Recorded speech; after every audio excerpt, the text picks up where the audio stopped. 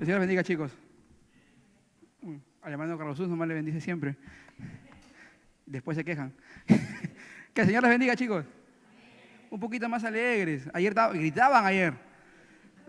Ayer sí, jueces, salmos. Que el Señor les bendiga más. Muy bien. Yo sé que es un poco cliché esa frase, pero es para ver si están despiertos. Vamos a abrir nuestras Biblias en Primera de Juan 4.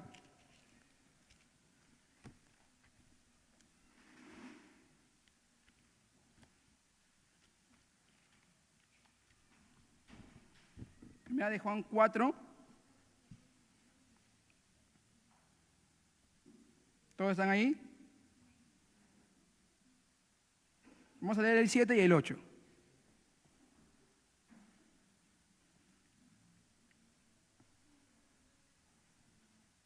A ver. Dice así: Amados, amémonos unos a otros, porque el amor es de Dios. Todo aquel que ama es nacido de Dios y conoce a Dios. El que no ama no ha conocido a Dios, porque Dios es amor. Vamos a leer todos juntos el verso 8 nada más. A la cuenta de 3. 1, 2, 3. El que no ama no ha conocido a Dios, porque Dios es amor. Vamos a orar. Señor Jesús, te damos gracias, Dios bendito, en esta noche por permitirnos reunirnos, Señor, en este lugar para aprender cada día más de ti, Señor.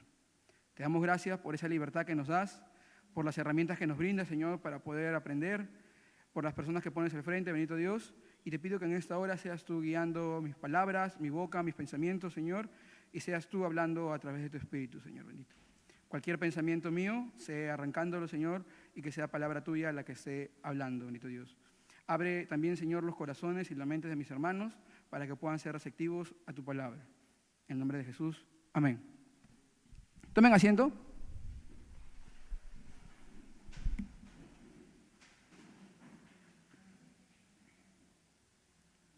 Bueno, chicos, sí, la semana creo que antepasada, o hace 2 semanas, me tocó predicar y fue sobre la ira de Dios. Y yo estaba bien creído de que ya se había tocado el amor de Dios, por eso yo les decía, ya hemos visto la bondad, el amor. Yo ya les hice la comparación de que la ira de Dios y el amor de Dios, ¿qué cosa eran? A ver, lo que estuvieron ese día. ¿Cómo, chiqui? 2 caras de una misma moneda, ¿verdad? Pero ¿cómo voy a hablarle de eso si no habíamos hablado del amor de Dios?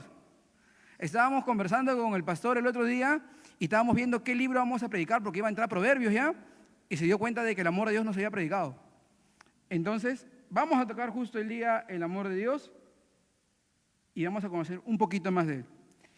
Les acabo de confesar de que este tema ha sido hasta ahorita creo que uno de los más difíciles que me ha tocado para poder prepararme. Durante mucho rato estuve sentado con libros o escuchando, estuve solamente sentado pensando porque no sabía qué poner en mi hoja bosquejo. Ha sido muy difícil hablar de algo que pensaba que conocía, que es el amor de Dios. Porque creo que es algo que todos piensan o que todos creen saber, ¿verdad? Todos creen saber sobre el amor de Dios y por eso he usado este texto en particular que dice, el que no ama no ha conocido a Dios porque Dios es amor, porque este es uno de los textos más mal interpretados de la Biblia. Entonces, vamos a empezar.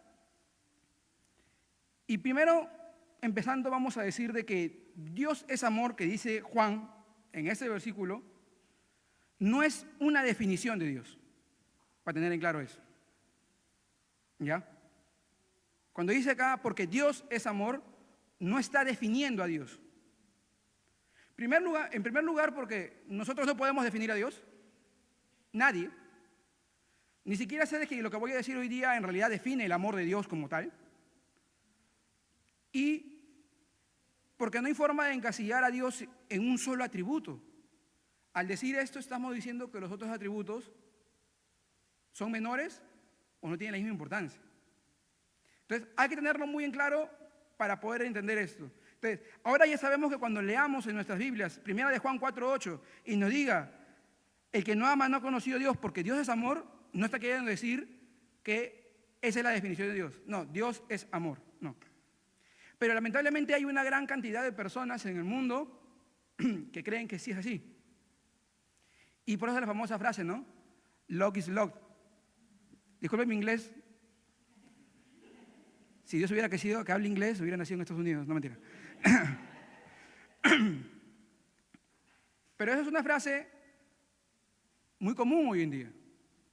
En una sociedad donde las pasiones es lo que prevalece por encima muchas veces de la razón, la ciencia o cualquier otra cosa.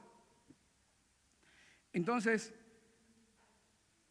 cuando dicen, por ejemplo, no, amor es amor, y muchas veces dentro de grupos, por ejemplo, por así decirlo, religiosos, también se da mucha más importancia a estos temas del amor de Dios sobre cualquier otra cosa. ¿Es importante? Sí. ¿Es muy importante? Sí. ¿Es más importante que los otros atributos? No. Entonces, bajo esos supuestos, si nosotros decimos así, que solamente Dios es amor, podemos hacer una conjunción lógica, ¿no? Si fuera así. Si Dios es amor, yo puedo decir que el amor es igual a Dios. Por lo tanto, el amor es Dios. Pero no es así. No podemos volver Dios al amor, pero lamentablemente en muchas de nuestras congregaciones cristianas, se podría decir, o que se hacen llamar cristianas, se ha hecho un realce muy grande a este tema, dejando de lado lo que es realmente el amor de Dios. Por ejemplo, yo trabajo en una organización cristiana, pero la gente que está ahí, todos son cristianos, o dicen llamarse cristianos, pero son de diferentes denominaciones o diferentes corrientes, ¿no? Y, por ejemplo, estábamos en un taller de crianza para niños, y una de las talleristas, que también es cristiana, para poder, por ejemplo, hablar sobre el tema de la corrección a los hijos y cómo hacer de que no suene feo que la Biblia diga de que hay que darle con vara al muchacho, ¿no? Eso era antes, ahora no. Decía, tuvo que hacer un estudio muy, muy profundo, sacarle un poquito de contexto y al final usó la famosa frase, ¿no? Además, ¿ustedes creen que si Dios es amor, va a querer que los padres golpeen a sus hijos causándole daños psicológicos en ellos? Y ahí Benjamín se rasgó las vestiduras. ¿No? No por lo que haya dicho, sino por la conclusión, ¿no? El hecho de decir, si Dios es amor, y esa es la frase muy cliché que usan muchos, no, pero si Dios es amor, ¿por qué permite la maldad en el mundo? Si Dios es amor, ¿por qué hay terremotos? Si Dios es amor, si Dios es amor, si Dios es amor. ¿Ya? Entonces, vamos a dejar bien claro de que, ya está bien claro, creo que lo que dije, que la definición que dice aquí no es que Dios sea amor. ¿Ya? Cuando dice Dios es amor, significa que el amor es atributo esencial en la persona de Dios. ¿Ya? Significa que en Dios está la suma de todo lo que es el verdadero amor. Porque todo el amor proviene de Él. Si tú tienes amor, seas incrédulo o creyente, es porque proviene de Dios. ¿Ya? Y esto no, también vamos a decir una cosa, de que esto de aquí va a condicionar, el amor de Dios condiciona a todos los demás atributos de Dios. Hablamos, ¿se acuerdan cuando hablamos de la ira? Y dijimos, qué bueno que estamos hablando de la ira en uno de los últimos, porque ya entendemos lo que es la justicia, entendemos lo que es la santidad, entendemos lo que es la bondad, entendemos lo que es la misericordia. Es lo mismo. Al hablar del amor de Dios ahora, vamos a entender cómo se condiciona con los otros atributos y cómo se mueven unos con otros. Así que vamos a poder llegar a la conclusión después de que el amor de Dios se expresa de gran manera en la vez que un hombre es redimido de sus pecados Y de la misma manera también se mueve en el momento en que Dios condena a un hombre por sus pecados. En dos actos totalmente opuestos, pero movidos por lo mismo. Redimir a un hombre sus pecados es una muestra de amor de Dios, y condenar a un hombre por sus pecados también es una muestra del amor de Dios. Por favor, dígame si estoy siendo claro o no, porque veo algunas caras como cuando yo estaba en mi clase de química y no entendía nada. ¿Está claro? Para no avanzar por gusto. Entonces, se me venían muchas ideas a mi mente cuando trataba de hacer el bosquejo y decir, ¿cómo les hablo? ¿Cómo puedo hablar un poco del amor de Dios? Se divino 1 Corintios 13. Todos lo conocen, ¿verdad? El día que me casé, había un caminito que hacía todos los versículos de 1 Corintios 13, ¿no? El amor es perfecto, el amor es benigno, el amor no es envidioso, no es jactancioso, no hace lo malo. Pero ahora leyendo llegué a la conclusión de que ese capítulo que Pablo habla, no habla de la definición del amor en sí, sino que habla más de los frutos del amor que una definición del amor. ¿No? Si se ponen a leer, es una expresión más de los frutos del amor de Dios que el amor en sí como tal. Y volví a entrar en crisis y decir, ahora, entonces, ¿qué hablo? Entonces, vamos a ver un poco el amor de Dios a través de otros atributos que ya hemos visto. Ya que el tema, estamos tocando, son los atributos de Dios, vamos a conocer un poco el amor de Dios a través de otros atributos también que hemos conocido y hemos estudiado, porque quería tocar, ¿cuál es el gran mandamiento que el Señor Jesús resumió? Amar a Dios sobre todas las cosas y a tu prójimo como a ti mismo. Pero en esta ocasión vamos a hablar un poquito más del amor en sí y luego podemos ver un poquito más la aplicación. Entonces vamos a decir, por ejemplo, que el amor de Dios está armonizado dentro de los demás atributos de Dios. El amor de Dios es un amor divino, pero no es un atributo predominante a los otros, sino que este se va a relacionar con los demás atributos. Y a partir de aquí voy a pedirles, por favor, que tengan Biblia en mano, porque vamos a ver ciertos versículos que van a dar sostén a las cosas que voy a estar compartiendo. Entonces vamos a empezar diciendo, por ejemplo, que el amor de Dios es eterno. Ya hemos estudiado la eternidad de Dios, ¿verdad? Sí. Para no equivocarme como la otra vez pensando que ya hemos hablado del amor y no habíamos hablado del amor. Entonces, ya hemos hablado de la eternidad de Dios. Vamos a Jeremías 31:3, Efesios 1, del 4 al 5. Si hay alguno que no tenga Biblia, por favor levante la mano para ver si tenemos Biblias que podamos prestar a los chicos del ministerio.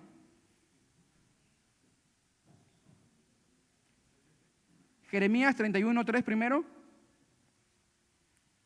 y después a Efesios 1, del 4 al 5.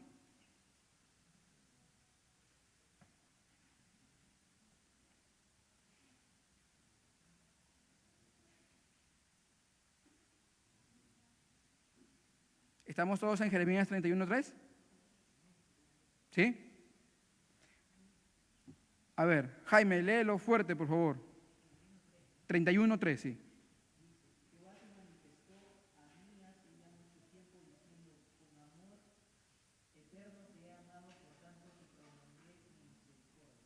Ya. Si alguno no lo leyó, no escuchó, voy a leerlo de nuevo.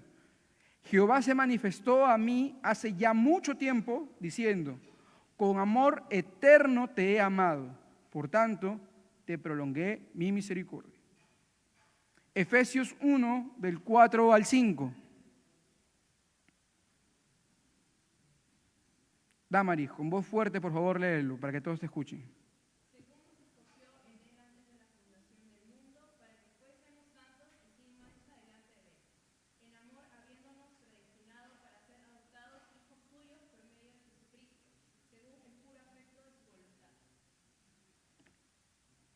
acá dice, primero, con amor eterno te amaba. Ya hemos hablado en la eternidad de Dios, que entendemos de que Dios no tiene principio ni tampoco tiene fin.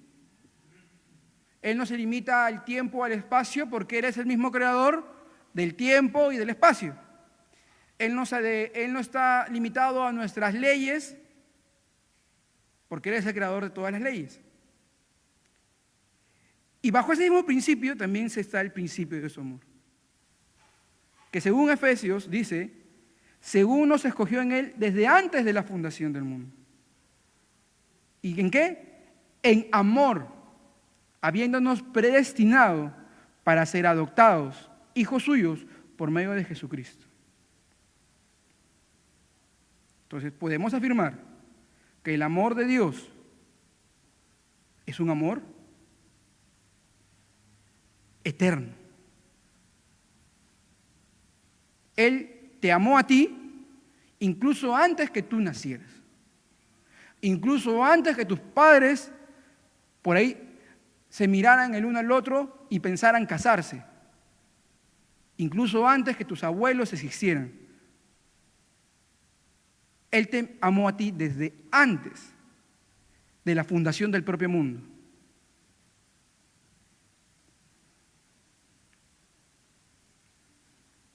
Entonces, definimos como el amor de Dios, vamos a ir agarrando definiciones. ¿Qué es el amor de Dios? El amor de Dios es un amor eterno. El amor de Dios es soberano. En nuestras Biblias vamos a Romanos 9 al 13.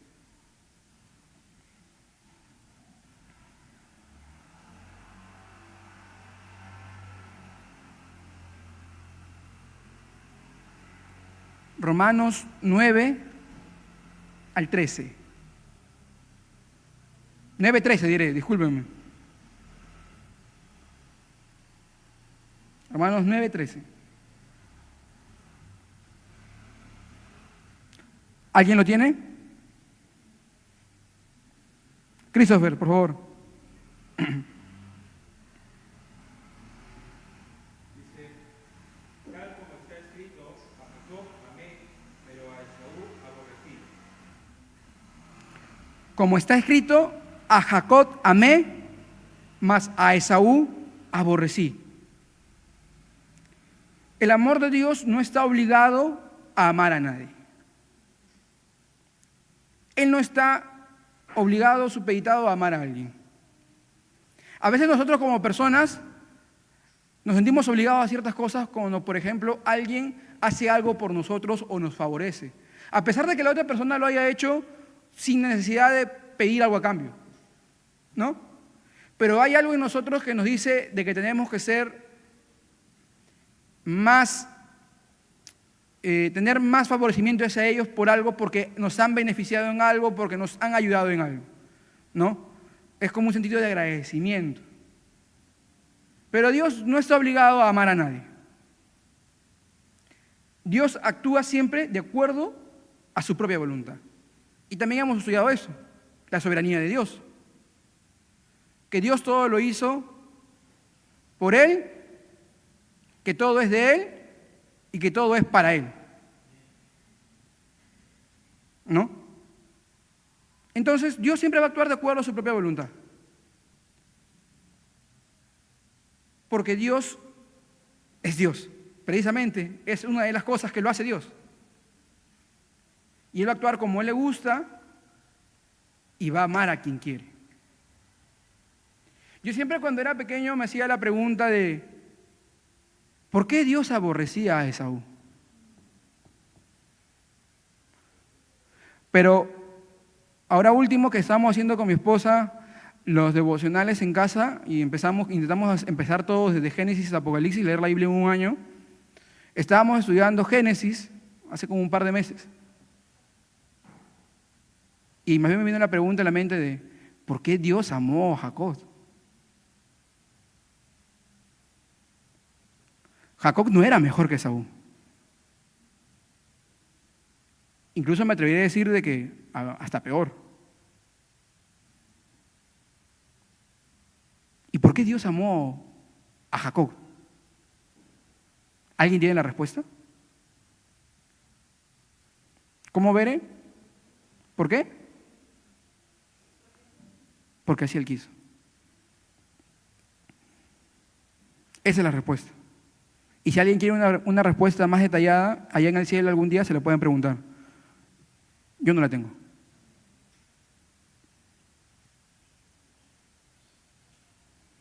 Entonces, en el ejemplo de Jacob y Esaú, podemos ver la soberanía de Dios para determinar a quién amar y a quién no. Él no está influido por nada, ni por nadie. Porque incluso, si podemos ser más críticos y todo, entre Jacob y Esaú, según las normas, según las leyes, según las tradiciones, el que debería ser bendecido y amado por Dios para que continúe la promesa de Abraham, era Esaú porque era el primogénito. No era Jacob. Pero Dios no está influido por nada ni por nadie. Por eso que nada de lo que nosotros podamos hacer va a ser de que Dios nos pueda amar más o amar menos. Él ya decidió soberanamente amarnos y así va a ser. Efesios 1, 4 y 5.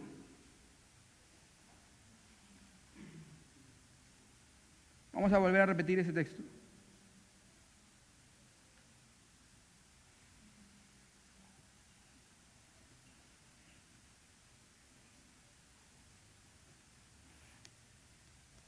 Dice, según nos escogió en Él antes de la fundación del mundo, para que fuésemos santos y sin mancha delante de Él, en amor, habiéndonos predestinado para ser adoptados hijos suyos por medio de Jesucristo, según que el puro afecto de su voluntad.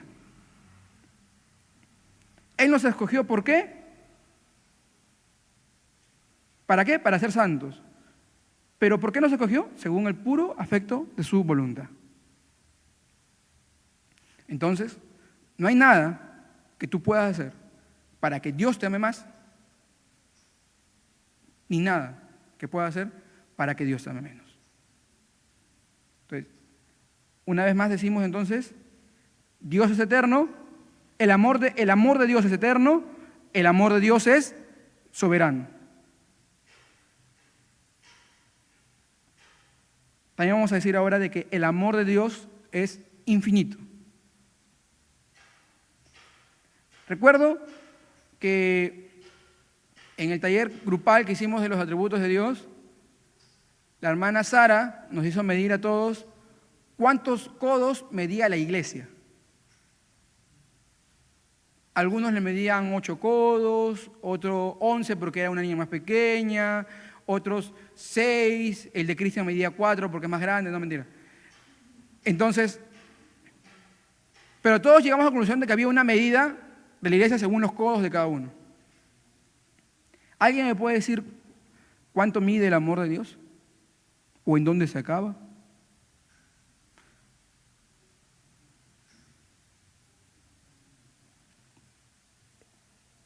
Dios como tal es infinito.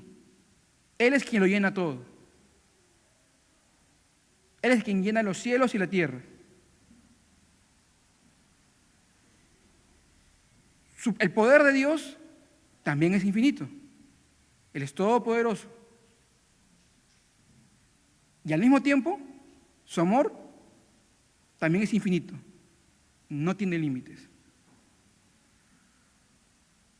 Pónganse a pensar que no hubo límites para su amor, que dio a su único hijo por nosotros. Yo no sé si Jaime estaría dispuesto a entregar a su hija. Rumi no, pues no le pregunto.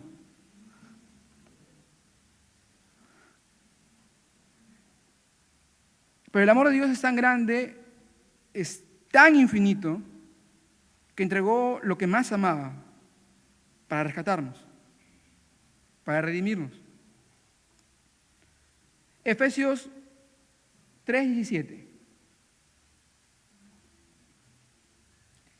Primero vamos a Efesios 2, 4, 5. Efesios 2, 4, 5 y luego Efesios 3, 17 al 19.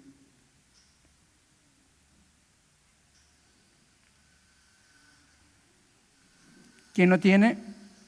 Efesios 2, del 4 al 5.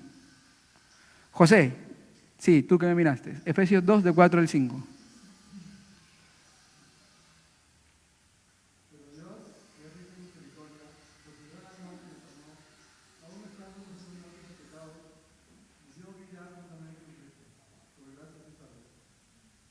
Dice, pero Dios, que es rico en misericordia, por su gran amor con que nos amó, por su gran amor con que nos amó, aun estando nosotros muertos en pecados, nos dio vida juntamente con Cristo.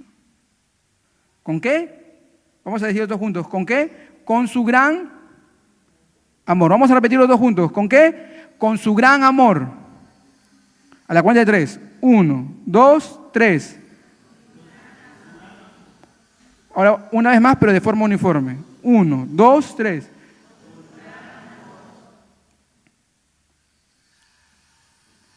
Con que nos amó, dice. Aún estando muertos en pecados.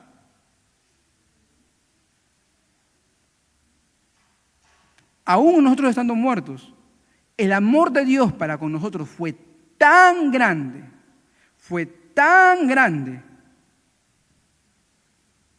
que nos dio juntamente vida con Cristo.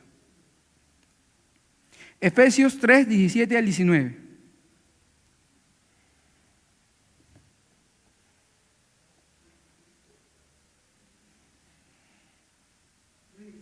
Tres 17.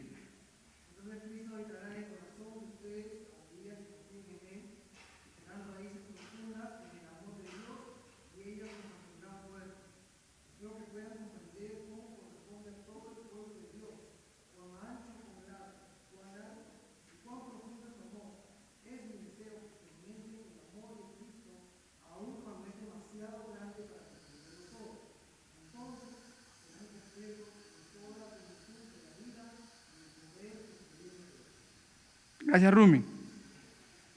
Es una versión un poco más actualizada. A mí me gusta mucho leer la versión NTV porque la entiendo un poco mejor, pero todos usamos la Reina Valera, o la mayoría, así que vamos a leerla una vez más. Para que habite Cristo por la fe en vuestros corazones, a fin de que, arraigados y cimentados en amor, sean plenamente capaces de comprender con todos los santos cuál sea la anchura, la longitud, la profundidad y la altura, y de conocer el amor de Cristo, que excede todo conocimiento, para que sean llenos de toda la plenitud de Dios.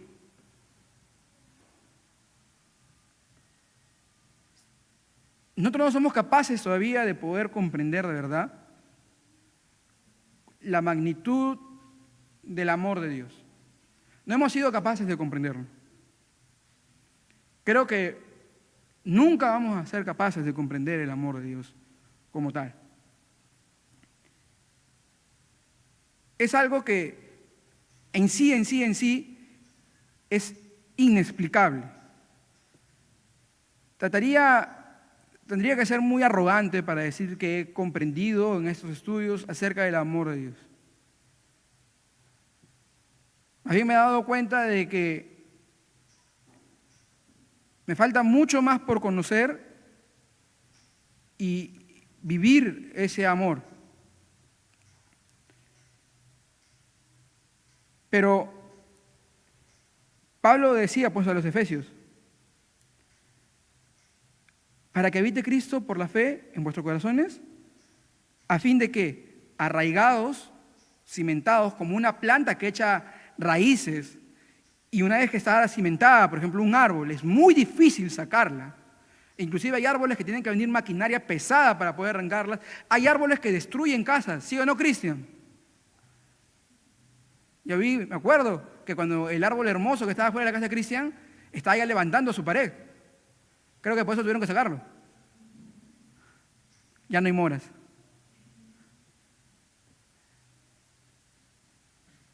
Entonces, de la misma manera, en ese ejemplo utiliza el apóstol diciendo que nosotros tenemos que arraigarnos y cimentarnos, a echar raíces profundas dentro del amor de Dios, en el amor de Dios.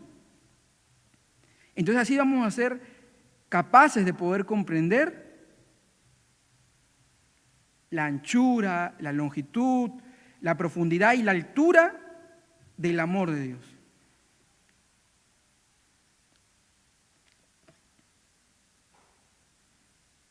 Entonces, una vez más decimos que el amor de Dios es infinito. No hay nadie que conozca los límites del amor de Dios, ni hasta dónde llega su amor. El amor de Dios también es inmutable. Vamos a Santiago 1:17.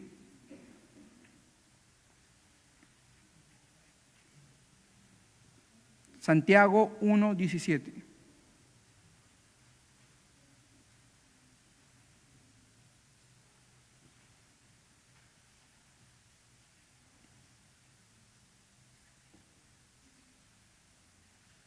¿Lo tienes, Ángela? Léelo, por favor.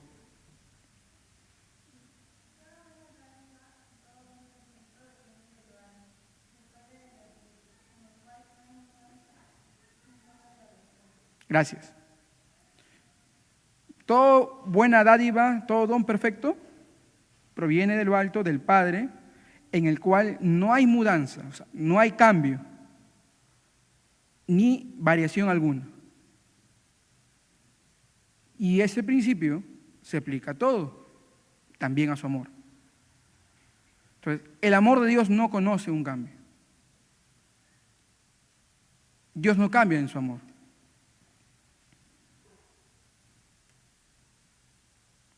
Por ejemplo, cuando el pueblo de Israel salió de Egipto, él pudo haber destruido a todo el pueblo tranquilamente. ¿Pero por qué no lo hizo?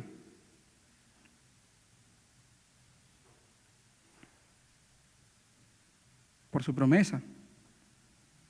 Porque él había prometido a Abraham que de ti, que tus generaciones, tu descendencia tomaría esta tierra. Dios no cambia. Igual es en su amor. El amor de Dios no conoce ningún tipo de cambio. Juan 13:1. San Juan 13:1.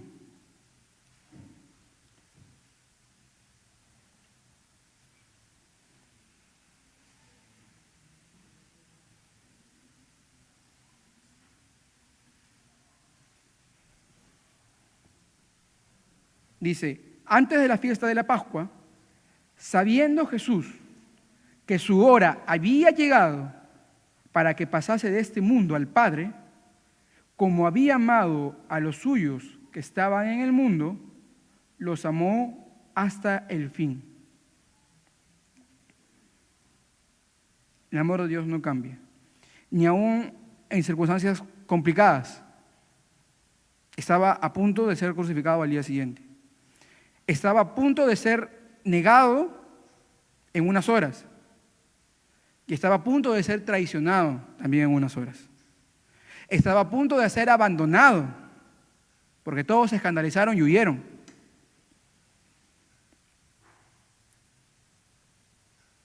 Pero como había amado a los suyos que estaban en el mundo, los amó hasta el fin. Si ese hubiera sido yo, a Pedro lo hubiera botado, a Judas lo hubiera matado y a todos los demás me conseguí otros apóstoles. Pero él no es como yo.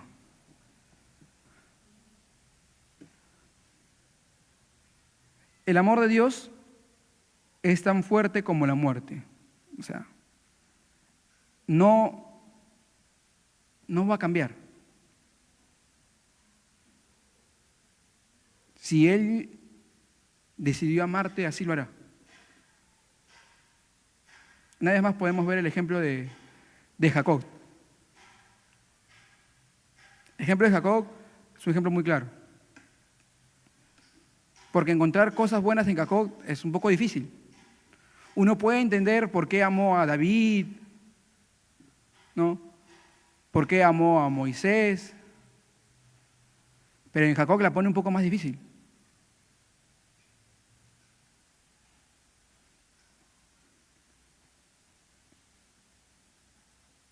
Cantares 8, del 6 al 7.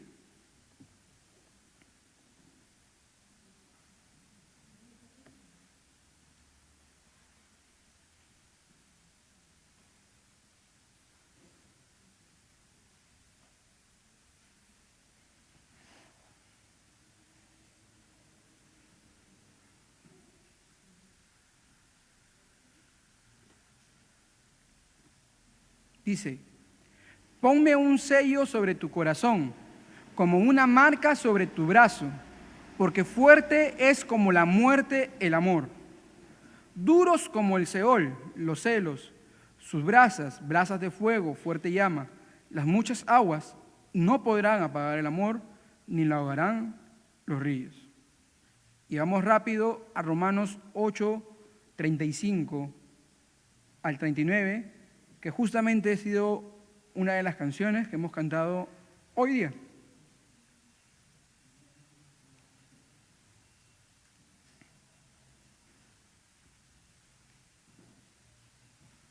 Romanos 8, 35 al 39.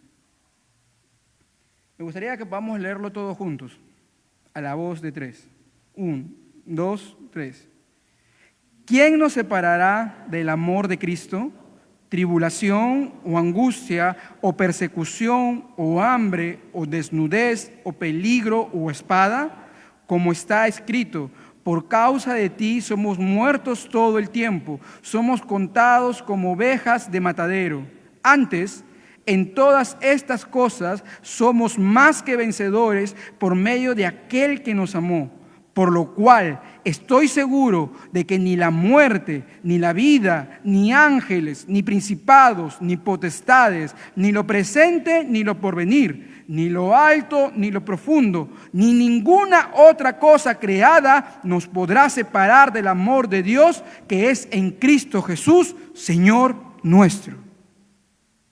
Nada nos va a separar del amor de Dios que es en Cristo Jesús.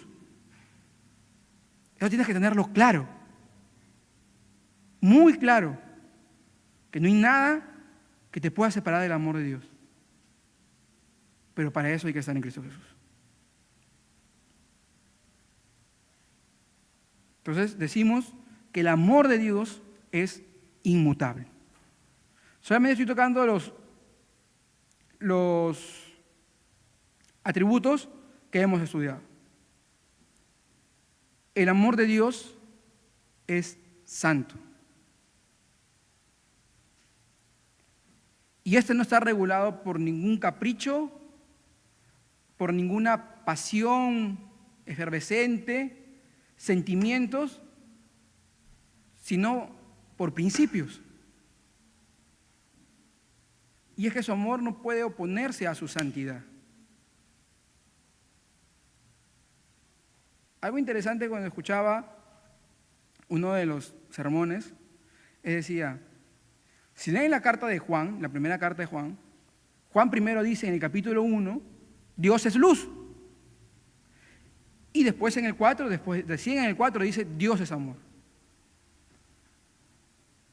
Y cuando dice Dios es luz, precisamente no está haciendo de que luz es porque brilla, no. Dios es luz es porque Dios es santo.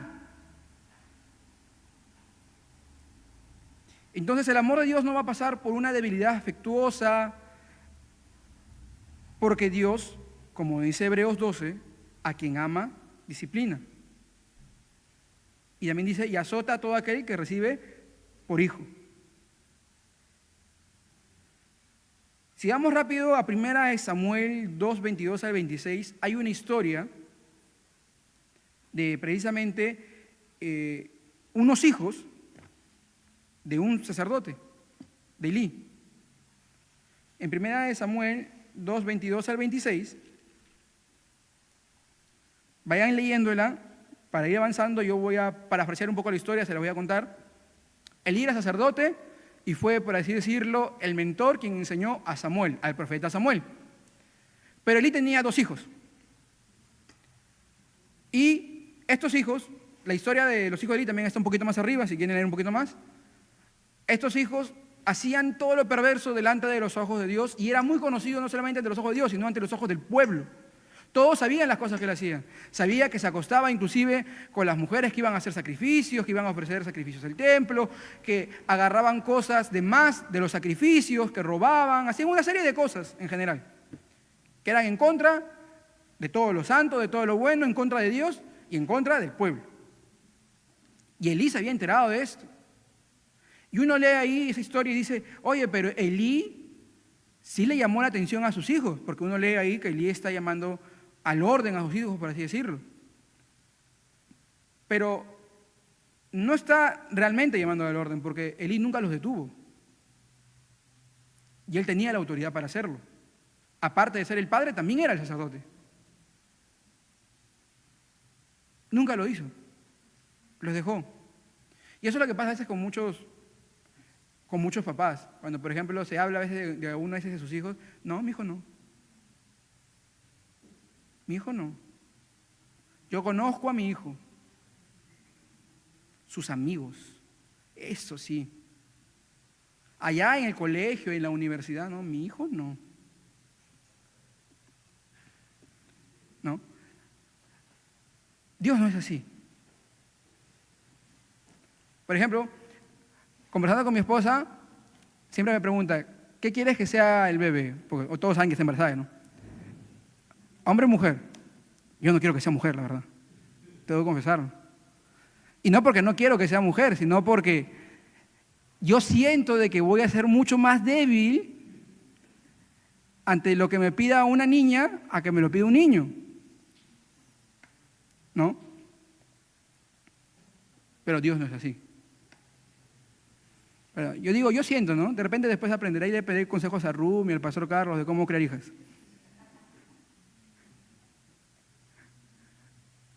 Pero Dios no es así.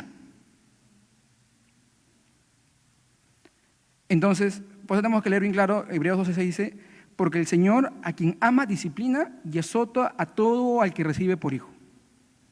Dios es santo, su amor es santo, y nunca va a permitir que en su amor hagamos cosas que no están dentro de los principios de Dios. Por eso de el amor es amor, no. Si Dios ha estipulado una cosa, una regla, una norma, un principio, así es. No, pero ¿qué daño te hacen? Bueno, a mí nada. Pero estamos violando principios de Dios. Y hay iglesias que han abrazado esto precisamente. Entonces, nosotros tenemos que tener bien claro una cosa. Cuando te digan algo, no, pero el amor es el amor, tú ya sabes bien claro de que el amor, el verdadero amor, el amor de Dios, también es un amor santo.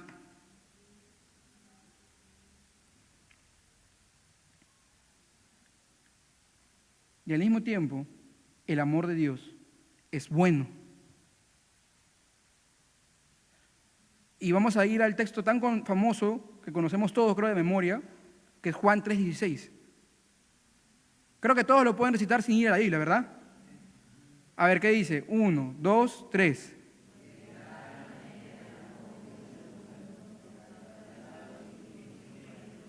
Está haciendo trampa. Me había emocionado porque pensé que de verdad lo sabían, pero Tracy ya lo puso ya. Pero Cristo murió, dice, porque de tal manera amó Dios al mundo,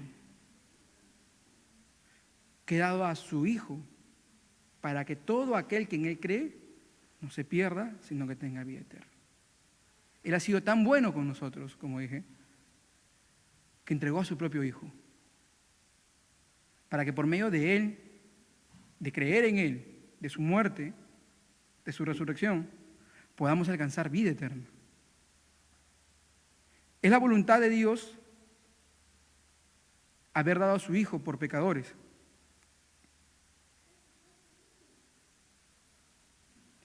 Y su amor por eso es un amor bueno, es benigno.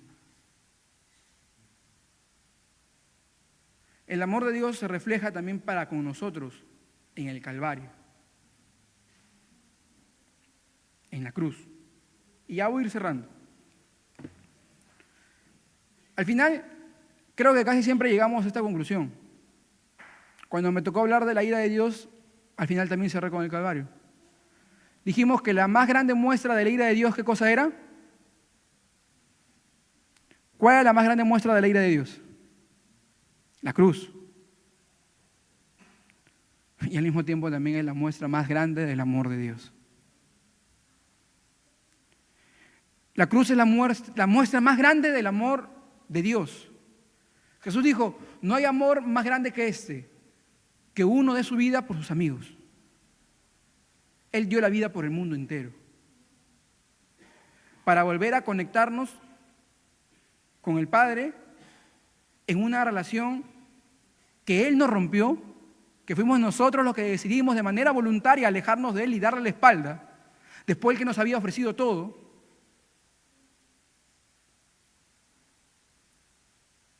Nos dio un camino.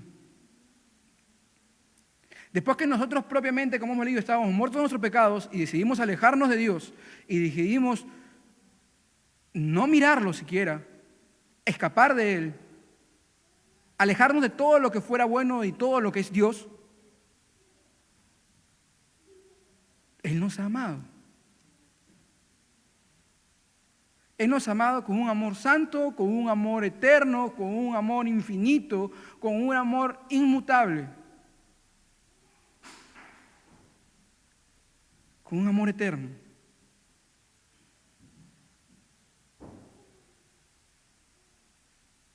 Él te ama. Ahora entiendes cuando la gente sale y te dice, Dios te ama, no es simplemente una frase y no es simplemente como letras de canciones que dicen el amor es una magia o una simple fantasía. Es como un sueño. No. Están cantando la parte de atrás ya. No, no es eso. Cuando te dicen Dios te ama, tienes que pensar realmente en todo lo que implica su amor. En el costo de su amor.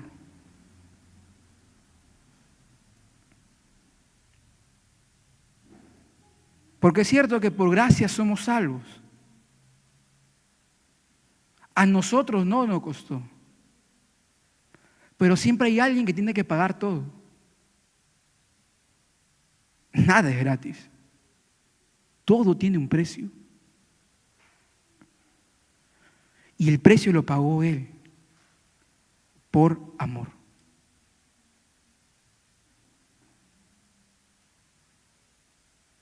¿Y nosotros qué hemos hecho? Nada. Nosotros hemos hecho muchas veces despreciar su amor, despreciar a Dios.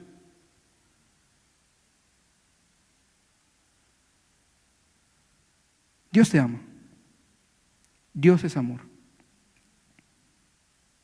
Pero entiende que su amor es más profundo que el mar. Y es mucho más grande de lo que tú y yo podemos imaginar. El costo de su amor fue muy alto para con nosotros. Fue muy grande.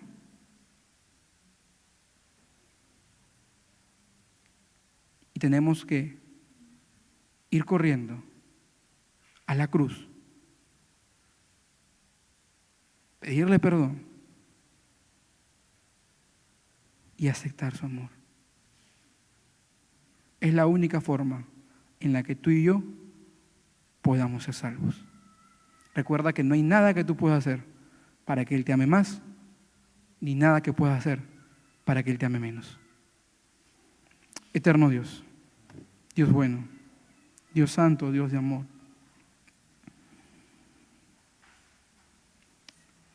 Habla a mis hermanos, Señor, de la misma forma en la que tú me hablaste. Gracias te doy, Señor, por tu amor.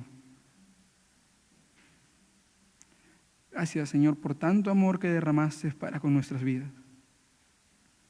No merecíamos nada, Señor. Gracias, Señor,